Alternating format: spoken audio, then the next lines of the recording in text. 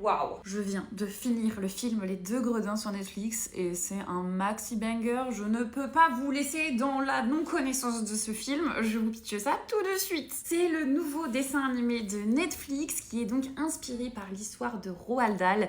Et franchement, Netflix, c'est pas la première fois qu'ils font un film de Roald Dahl et c'est pas la première fois que c'est un banger. J'avais vu ce film-là l'année dernière avec Anna Thaouet et pareil, c'était vraiment très très bien. Mais revenons-en à nos moutons. Les Deux Gredins, c'est l'histoire de ces deux bonhommes-là qui sont attachés à des ballons, qui sont donc des méchantes personnes. En parallèle, tu as aussi l'histoire des petits-enfants qui sont là, donc la petite fille et le petit garçon qui est là-bas dans le coin, qui sont des orphelins, voilà, comme on a dans le film d'Oliver Twist, qui sont pauvres et tristes, mais qui sont tellement mignons et tellement gentils et tellement tout. Mon cœur était ouvert pendant tout ce dessin animé. Ce que j'ai particulièrement aimé dans ce film, c'est que genre, on sait pas où ça va. Je m'explique. On se dit pas, ah tiens, à la fin ça va se terminer comme ça, et donc du coup ça met 2h30 à ce que ça se passe. Non, en fait, ça se passe assez rapidement.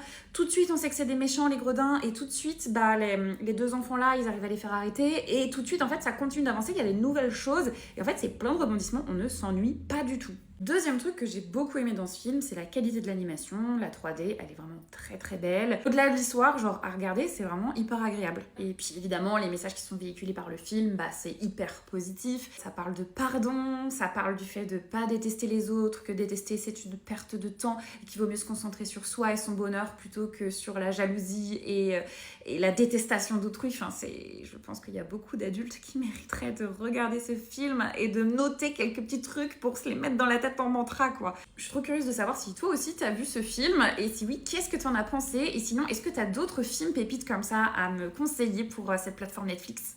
Bisous!